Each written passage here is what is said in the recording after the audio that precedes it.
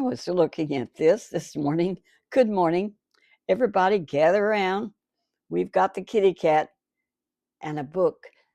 This is entitled, this scene on TV, a good place to just have a place to sit down and read, just sneak off and read. But the cat could be with you. But I remember when I was a little girl how I used to sneak off to places to read. The toilet was a good place once Daddy finally got us a toilet built. Now that's the beginning for a little bit, but I want to read you this scripture, Lamentations 3:22 and 23. Because of the Lord's great love, we are not consumed, for his compassions never fail. They are new every morning. Great is your faithfulness. Great is his faithfulness. And when I look at me in this iPad this morning, which I can see myself in the kitty cat and the water and the orange and the pumpkin and the stove wood that got carried in, somebody brought it in. I never had to carry the stove wood. The boys did that. And our heat, when I was a young girl out on the farm, was the cook stove. And we had to have it, and that's where everybody gathered. We had a big long table with chairs all around it, and that's where we would gather. But I never had to carry it in. Norman and David and Aubrey did that. They were the three older boys, and Norman was the oldest, so he was responsible for getting the stove wood in for Daddy to build the fire.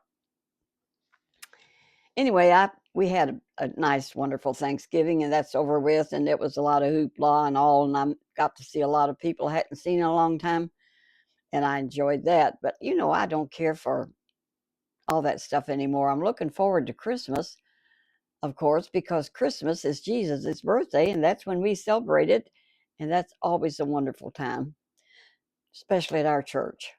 So I don't know. They may be putting on a play. I don't know what all they're going to be doing, but they always do something special. Anyway, I was thinking about the places, and I'm going to tell you about the places because this is called a good place to sneak off and read. And this girl that does these, and I just really like her, Cozy, whatever. I forget, Cozy something or other, but she's good, and I like hers, and she don't care if I use them because I asked her and she didn't answer me. She ignored me, but she could have told me no, but she didn't. So that's all you can do. And they don't care. They've got thousands and thousands of subscribers, and I'm one of them.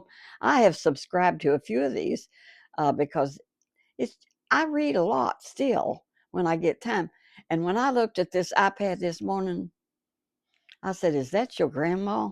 Because I look just like my grandma, my mom's mother, and it was like I'm looking into the past because I turned into my own grandma or something. That's just kind of silly. But who said I was real serious all the time? I'm not. Didn't you enjoy my brother Denny singing that old time? Now, next time he says he's going to do a religious song, but he did that in honor of our mom, that song that he did the other day with his guitar.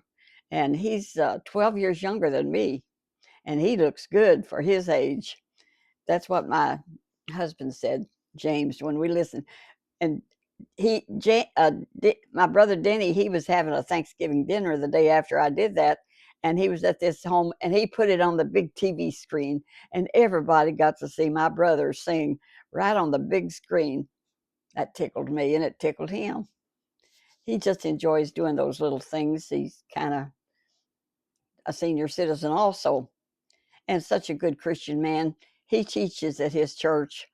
He's a Baptist. We're Pentecostal, but we don't argue about religion because if you've got Jesus, it says if Jesus is on your side, who can be against you?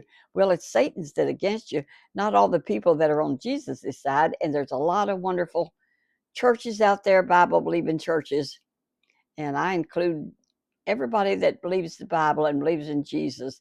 When Buddy and I used to be singing after the King's Four Quartet broke up and quit, Buddy and I had a couple of singing groups.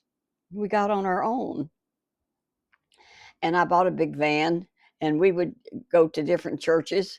And if they wanted gospel music, it didn't matter where it was at. We would go. Baptist, Methodist, Presbyterian, Pes- forget that one, Episcopalian. I almost couldn't get that one out.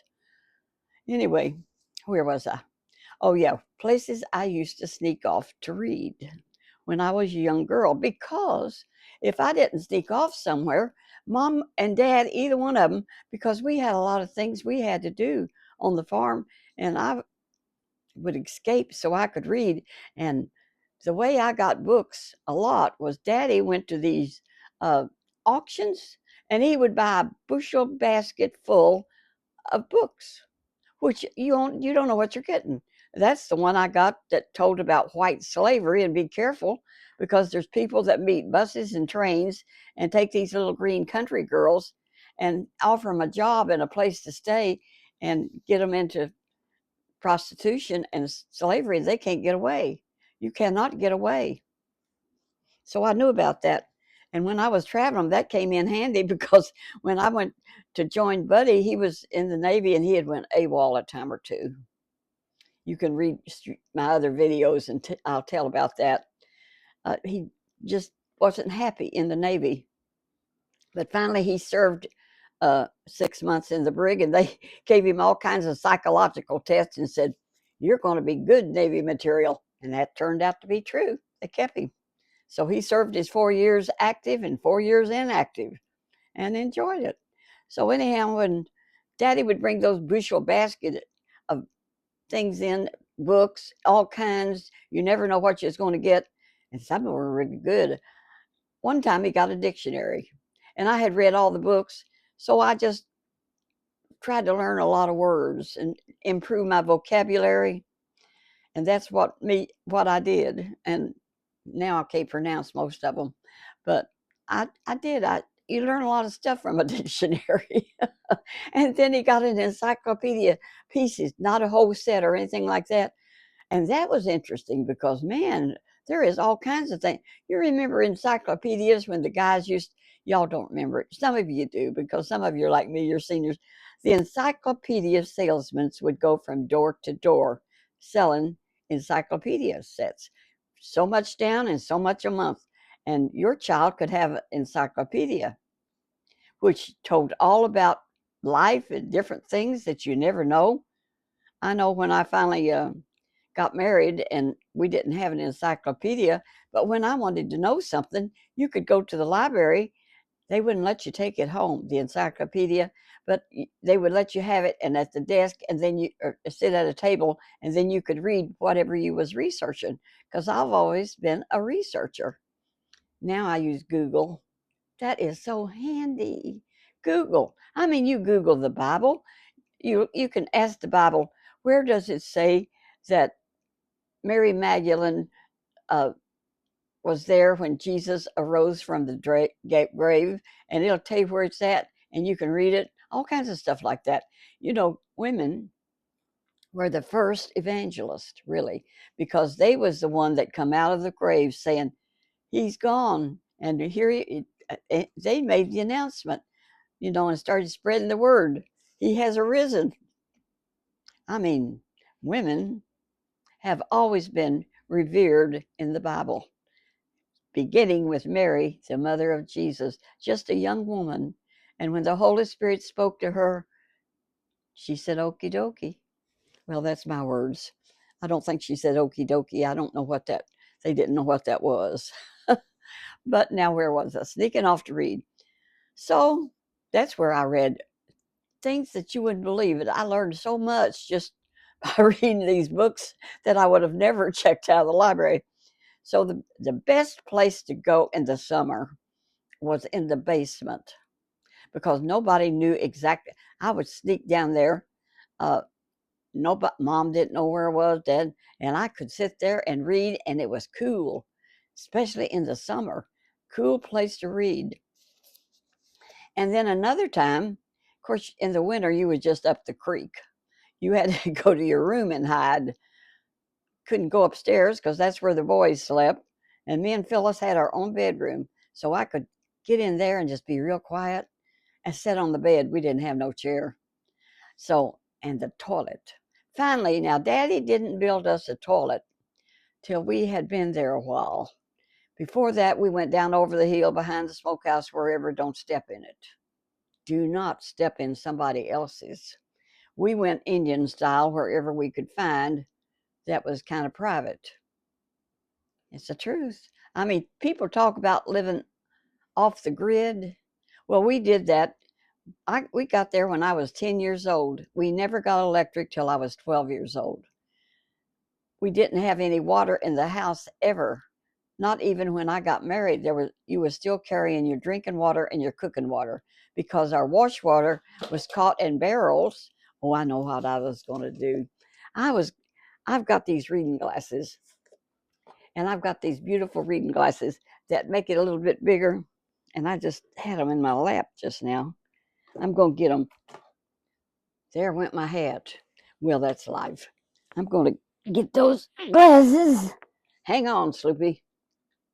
That Tom sent me. And I thought they went good with this. I had them on earlier, and I was going to put them on and show them to you. Now, let me get my hat. Y'all hold on a minute. It went under the chair, too. This is the chair that I slid out of when I fell and busted my bottom. The day I got vertigo and was so sick. Well, now I got to figure out how this. Did y'all see this up close? This is a vintage hat. I mean, and look how good it goes. And don't Tom, a friend on YouTube, a commenter, and he comments all the time. I don't know how he's doing now. I haven't seen you too much lately, but I know you're there. So anyhow, I've tried to figure out how this hat went, and I found out that the label is right here in the back. See that? So therefore, the bow goes in front. Huh? Now there. Now what do you think? Am I coordinated or not? Yes, I am. I might be 92, but I got style. And if you don't believe it, just look. And I can't wait to get my eye fixed. I mean, I am so tickled that that's going to happen. And, I was reading this little book this morning. Some of us YouTubers read book. I tell you what, I was watching Cynthia, and was reading a book about a man that lived 27 years without speaking to anybody. And I didn't get to see all of it. That's Senior Insights. You all look at her. I got to see the rest of that. I might get the book and read it and tell you what my deal on it, because we inspire one another. But this book here, it's positive quotations. And James picked it up. He's got books sky high over at his house. I'm supposed to get my niece is going to come help me restack books and take a bunch of them to the office, because he's got them stacked so high in the living room that they're a sight. I don't want to show anybody the inside of my house. We're not neat. I don't think it's going to change. I never was too neat. I mean, I'm not dirty. I keep everything clean, but we need to vacuum also. But I was reading this morning, and it was talking about faith. And without faith, in whatever friendships, people, God, that people are going to do what they say they're going to do. It's terrible if you don't have faith. But my problem is I'm gullible, and I have faith in everybody. I always have had, and sometimes it don't work out, and that's very disappointing. But I have others that I had faith in, and they have faith in me, and it's just wonderful when you have somebody all the time that what they say they're going to do, they do it. And I'm the kind that always believes them and it don't happen. Now, James, there is such a thing as discernment, and it's gifts that I got to take that off because my eye is itching. Discernment. There are gifts in the Bible, and people have different gifts. And some people just know God gives it to them, and they know if they are not going to keep their word or not. Now, I never did know that. I figured if they said it, they're going to do it. And we had this one pastor that would book us, to have a meeting. And the next thing you know, he would cancel us right at the last minute. And we was traveling on love offering. And I always just really loved him and his wife. She died with Alzheimer's. It was so sad. I remember they had a lovely church out Palmyra, brother and sister Shell. They're both gone now. But we had some good meetings out there when he would keep his word. But he would, I don't know why he was wishy washy. And that's what I call it. But Brother Shell would say, well, we're not going to have it this weekend after all. We're not, yeah, we'll just do it someplace. And Buddy would be so disappointed, and he lost all faith of that man. And he said, when we run into him somewhere, he said, just say hi and keep going. I never could do that. If we run into him, I said, well, hi, Brother Shell, how you doing? How's everything? And Buddy wanted to shun him. Of course, he had to pray about that because that's not nice either. But I just be friendly with him because I forget. The thing about me is, it just goes out of my mind. I don't hold grudges. I just can't stay mad at anybody. Now, James got really aggravated at me one time. You know, I was a waitress myself for a long time, different places at Cliff's Truck Stop. I've not told y'all about working at Cliff's Truck Stop lately, but that was an experience. Kim was just a baby, and I had to leave her. She was about 2 years old, and leave her with the babysitter and go to work because Buddy had got out of work again. And I mean, we had to eat. So I had to take a job at a truck stop, and it was tough. But anyway, where was I? Oh, yeah, about trusting people, Brother Shell. Let me finish that one. Are y'all still there? So Brother Shell would cancel us, and we would run into him, and he would rebook us, and then we'd go next time. But you couldn't depend on him. So we just tried to save our money and be ready because he lived nearby. So, but they're both in heaven now. And when she was getting Alzheimer's, she was a Sister Shell could play the piano and the organ, and she was so good at it. And she did that for the church and for him when he pastored. And we used to go out to hold the meeting, and he would say, would you take my wife to the bathroom for me? Because she didn't know where it was at anymore.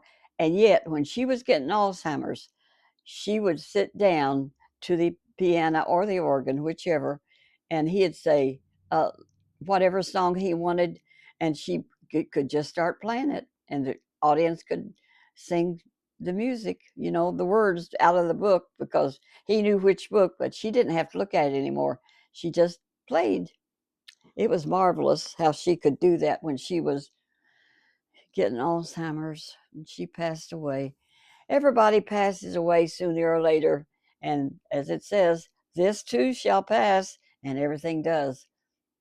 Kitty cats pass. We was talking about losing our pets and how sad that is. And when Big Tom, we let him out and he left. Well, see, he was always so good to come back. You could leave him out nights, and the next morning he was right there at the door. But that one morning, he was gone and he didn't come back. And he didn't come back. And I couldn't believe it. And so we put out another kitty litter box. You have when we got 4 cats counting him. He came, we got him back. But anyhow, he was gone for a month. And every day I would look for him. I mean, but we were in a subdivision. There's so many houses. So there was no way I could go door to door. And the weather was inclement. The weather's not dependable. And I'm so old and I can't walk that much. And James didn't want to. We put it on Facebook. We put it on all those. We contacted the pound. We did everything we knew to do. And he was gone. But after he had been gone a long time, 3 to 4 weeks, I finally remembered that I had the lady across the street's phone number, Mary. So I called her up. I said, Mary, have you ever seen a big yellow tomcat that's real friendly? She said, well, yeah. She said, a few weeks ago, one came over here and he stayed 3 or 4 days and he was so friendly. And I've told you this story before. Some of you have heard it. She said, but we're allergic to cats. We just would have kept him. He was so adorable, but I'm allergic. My daughter, who lives with me and my husband, she's allergic. We'd have to pet him and he'd rub along. We'd have, along and we'd have to go wash off because we were so allergic. She says, so we gave him away. They gave him away. I said, well, who'd you give him to? She said, we gave him to a friend of my daughter's who works for a vet. And he took him to the vet and he tried to read he had a thing in him that you could read. They couldn't read it. Said he couldn't read it. The vet tried to read it and couldn't read it. So he he took him out to his grandma and grandpa's house at Lanesville. And if that's your cat, that's where he still is. So I sent her a picture. And she sent her friend a picture. And he said, yep, that's the cat. So this grandma and grandpa take care of animals, cats, dogs, when people go on vacation. They're really good. They make big money. They enjoy doing it. And I called them and I sent them a picture. They said, that cat is here and he is so sweet. We just love him. We tried to find his owner and I sent them a picture. They said, come and get him. And he was gone 4 weeks. And now he's home. And they told me something that, though I've had cats my whole life, I really did not know. And that is, get them in early. She said, we have cats here. And they even let Big Tom run during the day with their other cats, but they just get them all in before dark, put them in their cages because they all have their own sleeping area, and don't let them out nighttime. So we never let him out nighttime or any place. No more. Big Tom. So it's going fine. He goes out and he wants to come in at dark. We retrained him that he could not stay out all night. Well, now it's so cold anyway. This morning I started to let him out. I got up early this morning like I do usually, and he stuck his head out the door and his neck a little bit, and he just brought it back in. Well, later on when the sun come up, he decided to go out a little bit, but we went walking late. We have changed what we do. We wait till we was driving in the dark, and I told James we need to reschedule this. This is not working. So now we wait for the daylight to come and then we go to the Y, and traffic is less and a whole lot better because you can see the roads. We don't drive good in the dark. James don't and I don't either, but I drive during the daytime. Well, I believe I'll let y'all go. I've enjoyed it. I was thinking about singing to you this morning, but I decided not to because I was saying, sometimes I get up and I've got a song on my mind and I just go ahead and sing it even if I can't sing because joy to the world. I really like that one that he's got the whole world in his hands. He's got the whole world in his hands. He got the whole world in his hands. He got the whole world in his hands. He's got the little bitty baby, and I think that's me. In his hands, he's got the little bitty baby. In his hands, he's got the little bitty baby. In his hands, he's got the whole world in his hands. And thank you, Jesus, that you have got us all in your hands. Sung to you after all, couldn't resist. Well, I would have done that if you'd been here in person. So you're in person to me. So he's got the whole world in his hands and he loves you. And you walk that path where Jesus would be pleased with you. Bye bye.